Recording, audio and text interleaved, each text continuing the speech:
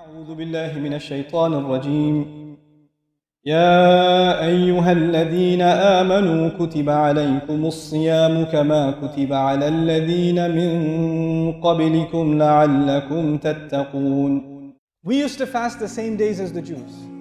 Ayat came down, يا أيها الذين آمنوا كتب عليكم الصيام. Those of you who have Iman, fasting has been made mandatory upon you. Okay? كما كتب على الذين من قبلكم. Just like it was made mandatory upon the people who came much before you. Who are those people?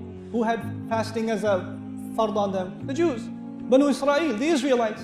The Sharia of Musa alayhi salam. So even Allah is saying part of your identity is the same as the identity of the Jews. But in the same surah already He separated us from them by separating our Kaaba. He separated them. But now He's saying we have something in common with them, which is what? Fasting.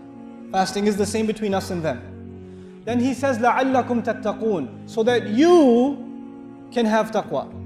You people can have taqwa. Now it's interesting that in the first half of Surah Al-Baqarah, Allah talked about who again? If you were paying attention, who does Allah talk about? The Jews. And Allah complains the entire time, why don't you have taqwa? The entire time the problem is they have no taqwa. And now Allah says, you are given the same exercise as them. Which is what? Fasting. And what's the point of all of it?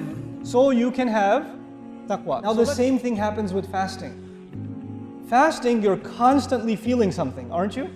Especially in Qatar. Especially in the Khalij. You're constantly feeling thirst. You're constantly feeling hunger. There is not a minute that goes by that you're not feeling it.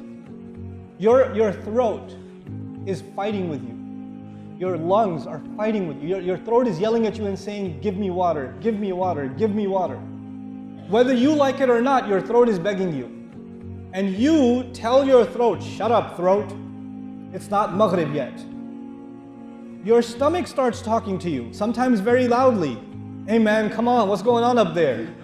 Where's the supply? You know? And you're like, it's Fajr, dude, you're starting already? You know? You have a conversation with yourself.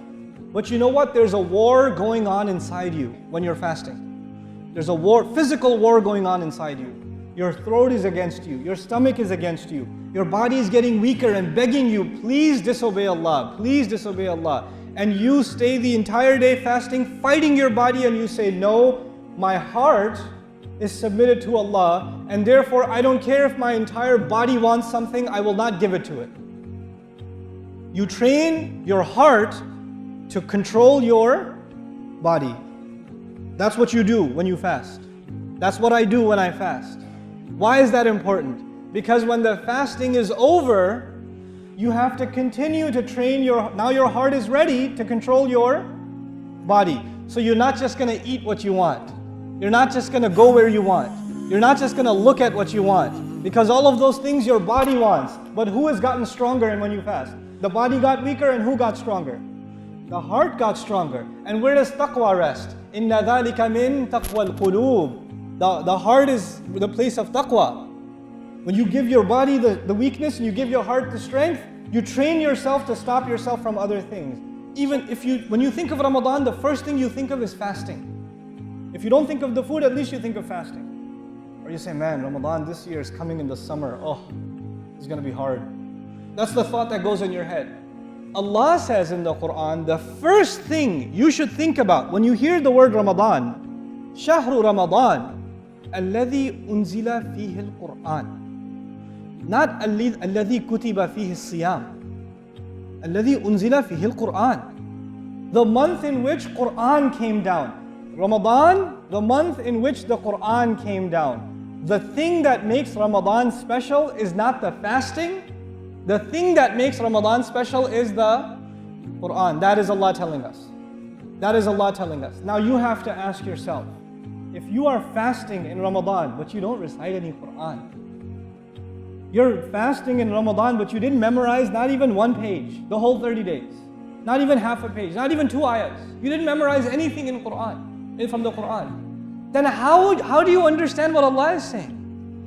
The entire purpose of Ramadan is to celebrate the Qur'an. Our constitution is celebrated, it was revealed in the month of Ramadan. Allah didn't give us one day to celebrate. He gave us 30 days to celebrate the coming of the Qur'an. This is, the month of Ramadan is the celebration of the fact that Allah made us an ummah.